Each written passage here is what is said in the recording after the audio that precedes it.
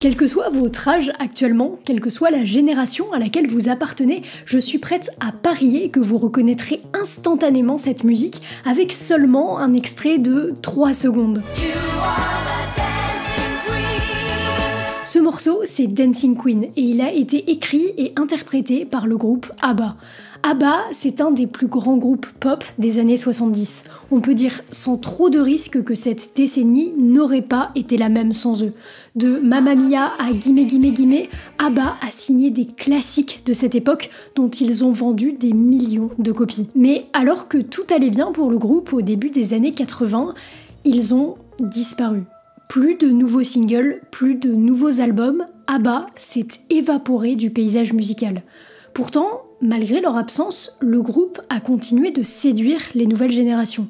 Là où beaucoup de formations musicales auraient fini par devenir une référence de leur époque, un groupe connu majoritairement des générations ayant vécu les années 70, ABBA, sans sortir aucune nouvelle musique, a réussi à séduire toutes les nouvelles générations pendant 40 ans.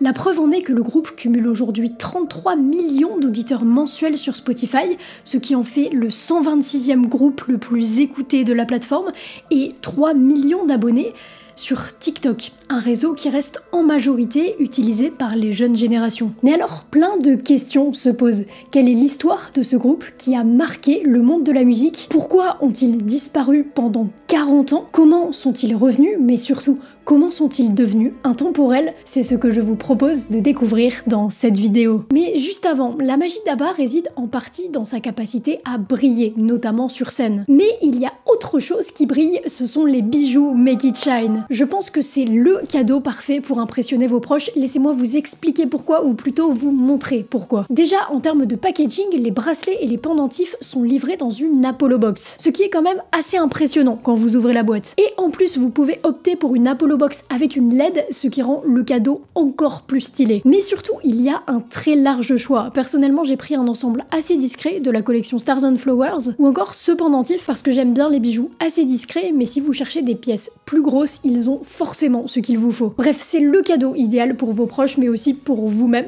parce qu'il faut bien se faire plaisir. Perso, je les porte vraiment au quotidien. Je sais pas si on les voit, mais je les porte aussi dans les vidéos non sponsorisées, et tout simplement dans la vraie vie. Donc si vous voulez vous en procurer, c'est le bon moment puisqu'il reste 2 jours de solde. Les réductions vont jusqu'à moins 70% sur le site, et avec le code LOVI15, vous obtenez moins 15% de réduction supplémentaire, et en plus, ces 2 réductions sont cumulables. Pour profiter de tout ça, vous le savez, le lien est en description. Merci à eux de sponsoriser la vidéo.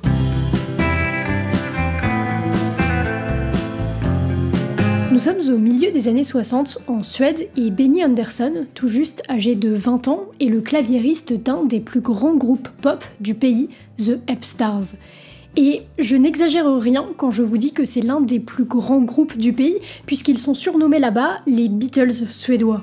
The Upstarts est en tournée dans le pays, et sur ces tournées, ils croisent parfois un autre groupe, les Hootenanny Singers. Parmi les membres de ce groupe se trouve un certain Björn, et de temps en temps, Benny et Björn discutent rapidement entre les concerts. Jusqu'à ce qu'un jour, en 1966, ils décident d'écrire une chanson ensemble. Cette chanson est finalement donnée au groupe de Björn et n'est pas sortie par les 2 jeunes musiciens, mais le manager des Hootenanny Singers, un certain Stig Andersson, les a vus en train de composer et se dit « Eux, il y a quelque chose. Ils ont du potentiel. » Alors, il les incite à continuer de faire de la musique ensemble et à ne pas perdre contact. La collaboration pour l'instant ne prend la forme que de 2 potes qui se retrouvent de temps en temps pour faire de la musique, mais pendant ce temps, ils poursuivent leur carrière chacun de leur côté. Benny, lui, compose une musique pour le Melody Festivalen, le concours organisé en Suède qui permet d'accéder à l'Eurovision. Malheureusement, il ne gagne pas. Mais là-bas, il rencontre Annie Fried, dite Frida, une chanteuse qui a également participé au concours et qui a perdu aussi. Les deux vont plutôt bien s'entendre, tellement bien s'entendre qu'ils se mettent en couple. Björn, lui aussi, rencontre une femme, Agneta, une chanteuse qui a déjà des singles à succès dans les charts suédois. Eux aussi tombent amoureux et se mettent ensemble. Les groupes de Benny et Björn prennent tous les 2 fin et les 2 hommes se retrouvent à collaborer beaucoup plus ensemble musicalement. À cette occasion, les 2 couples se rencontrent et deviennent plus que de simples collaborateurs, ils deviennent tous les 4 des amis. Alors, pourquoi ne pas faire de la musique tous les 4 ?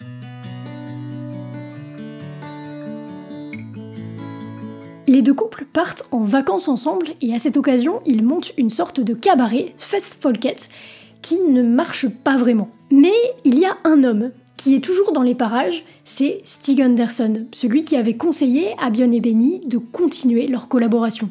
Et Stig, il voit très bien le potentiel du Quatuor, alors il les pousse à continuer, et c'est même lui qui sort le premier titre avec le nom de groupe provisoire, Björn et Benny, Agneta et Anni-Frid. Le titre atteint la 17e place des charts en Suède, ce qui confirme à tout le monde qu'ils sont sur la bonne voie pour construire quelque chose. Stig devient alors officiellement leur manager et les inscrit au Melody Festivalen pour que le groupe participe à l'Eurovision. Sauf qu'ils arrivent 3e. C'est pas mal, mais ça ne leur permet pas de participer à l'Eurovision. Mais Stig, il est vraiment convaincu qu'il y a quelque chose à faire. Alors, il commence à les préparer pour le concours de l'année suivante. Et le groupe y participe de nouveau. En 1974, Björn et Benny, Agneta et Anni-Frid, renommés ABBA, les initiales des 4 prénoms, se qualifient pour l'Eurovision. Mais il se trouve qu'ils ne vont pas juste se qualifier pour l'Eurovision, ils vont remporter l'Eurovision avec le titre Waterloo.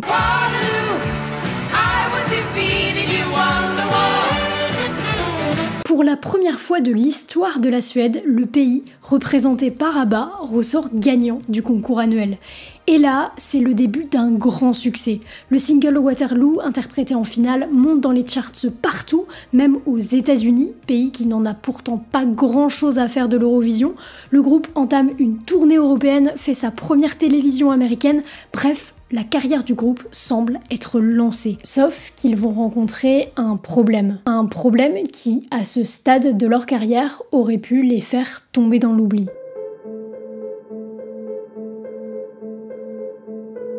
C'est l'un, si ce n'est le plus gros point noir des télés crochets, allant de la Star Academy à The Voice en passant par l'Eurovision. D'un coup, un groupe ou un artiste est projeté sur le devant de la scène, tout le monde le regarde, mais construire une carrière solide là-dessus, c'est très compliqué. Ajoutez à ça l'étiquette que vous collent les gens, vous n'êtes pas ABBA, vous êtes le groupe qui a remporté l'Eurovision, et vous obtenez en fait un cadeau souvent empoisonné.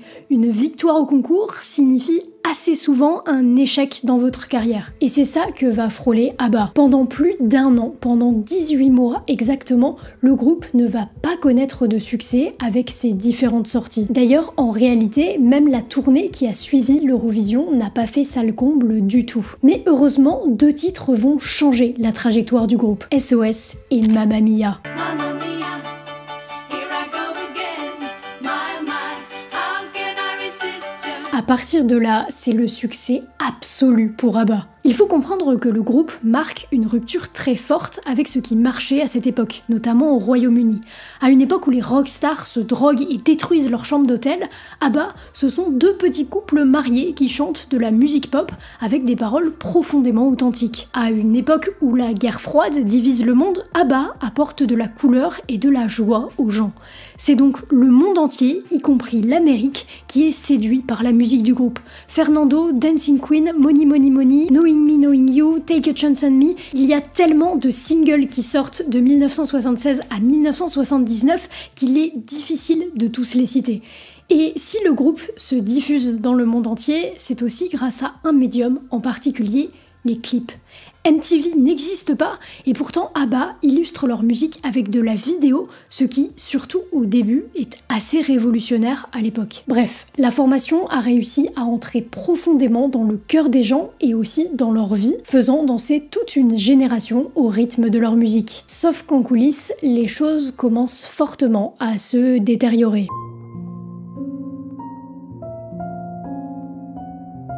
D'un point de vue personnel, les choses vont mal.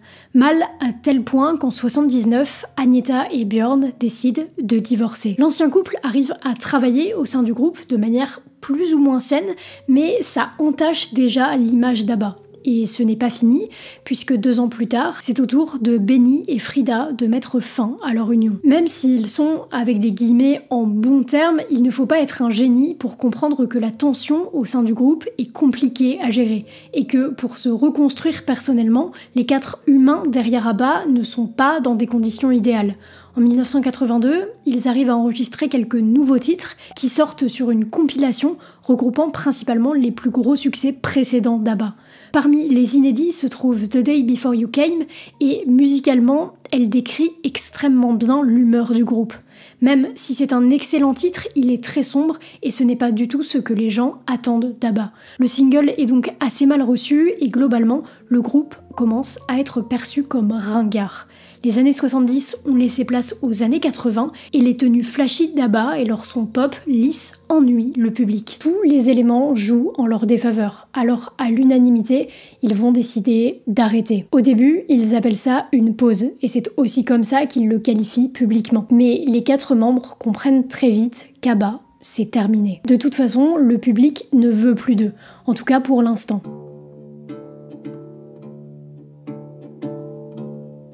Les 4 membres vont connaître des trajectoires assez différentes. Agnetha va sortir quelques projets musicaux qui ne connaîtront pas vraiment de succès et globalement, elle se retire de la vie publique. Frida, elle, sort un premier album solo qui connaîtra un assez grand succès, mais son deuxième projet ne connaîtra pas le même destin, ce qui la décourage et lui donne envie globalement de se retirer de la vie publique également. Benny et Björn, de leur côté, travaillent toujours ensemble. Ils sont chacun sur leurs petits projets musicaux, mais surtout, ils composent tous les deux une comédie musicale du nom de Chess qui va vraiment faire un carton, puis ils enchaînent avec une autre comédie musicale, Christina Fran du Vemala, qui connaît aussi un grand succès. Mais pendant ce temps, le temps passe. Et vous le savez, la vie, c'est des cycles. Et alors qu'ABBA avait été rejeté et oublié par le public des années 80, le public des années 90, lui, commence à s'intéresser au groupe et à ramener leur musique sur le devant de la scène. Le film Muriel, notamment, utilise les musiques d'ABBA, ce qui les fait découvrir à un tout nouveau public. Le label du groupe en profite et ressort une compile. Bref, il y a un vrai regain d'intérêt pour eux. Agnetha et Frida y sont assez indifférentes, mais Björn et Benny, eux, sont assez flattés, voire heureux de ce retour un peu inattendu.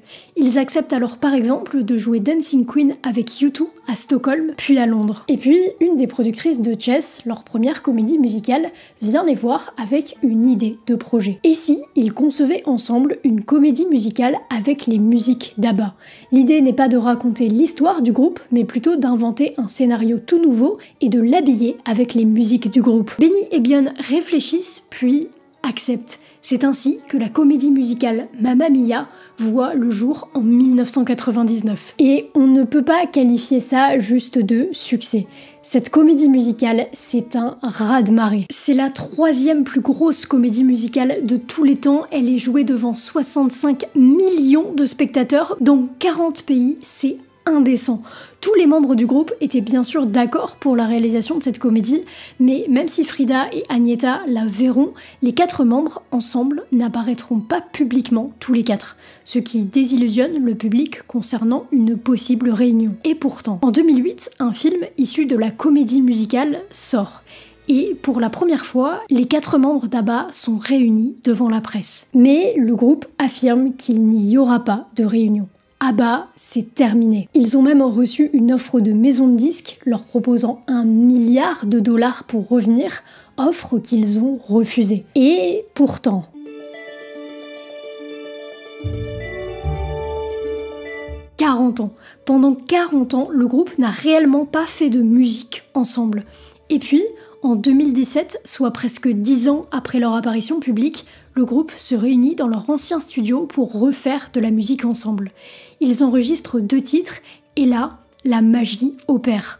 ABBA, sans vraiment le savoir, vient de se réunir. Et puisque l'enregistrement de ces 2 titres se passe si bien, autant continuer. Le groupe enregistre un album complet qui voit le jour en 2021 sous le nom de Voyage. Mais ce n'est pas tout, puisque le groupe a décidé une nouvelle fois d'innover. C'est pourquoi ils ont construit une salle de spectacle. Leur rêve était d'offrir aux fans un show comme dans les années 70. Le problème, c'est qu'ils ont vieilli, ils n'ont plus la même énergie, ni même le même physique.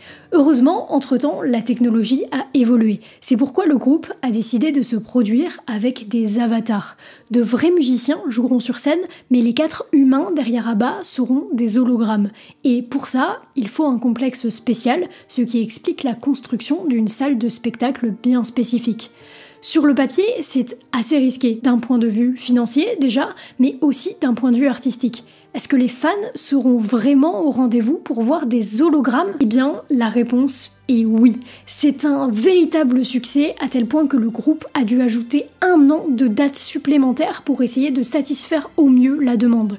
Il faut noter que même si l'utilisation d'hologrammes n'est pas nouvelle en soi dans le monde de la musique, la manière dont ils les utilisent, c'est-à-dire pour reproduire leur eux du passé, et le show en lui-même, est assez unique et assez futuriste. ABBA vient de prouver une nouvelle fois au monde entier qu'ils sont différents et intemporels. Mais justement, une question me reste en tête.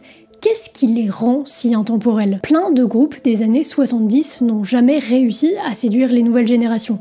Et au global, très peu de groupes sont aussi intergénérationnels qu'ABBA. Alors, qu'est-ce qui explique ce succès?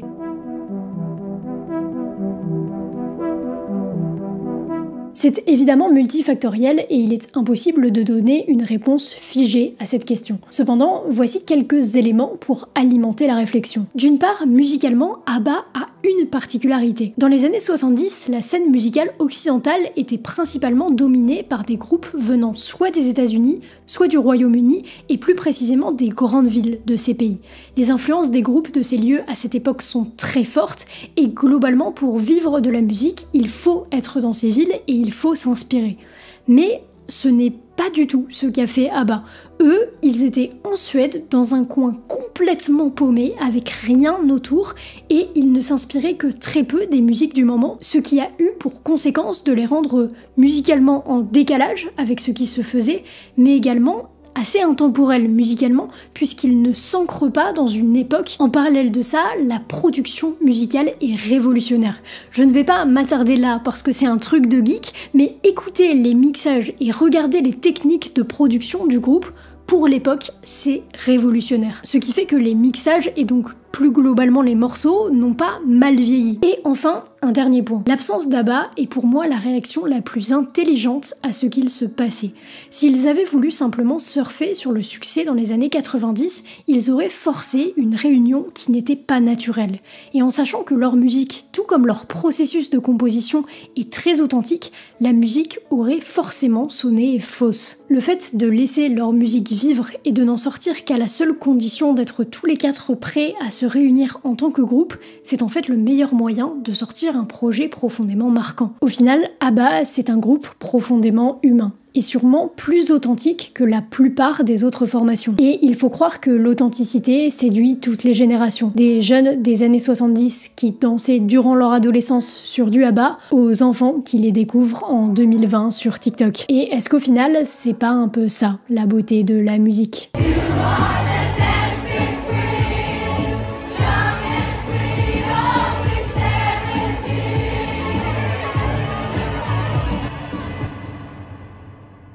Merci encore à Mickey Chain d'avoir sponsorisé la vidéo, vous pouvez retrouver tous leurs bijoux sur leur site et surtout n'hésitez pas à profiter des 2 derniers jours de solde et à utiliser le code LOVI15 pour avoir moins 15% de réduction sur votre commande. En tout cas j'espère que cette vidéo vous a plu, c'était Lovi, je vous dis à la semaine prochaine, prenez soin de vous.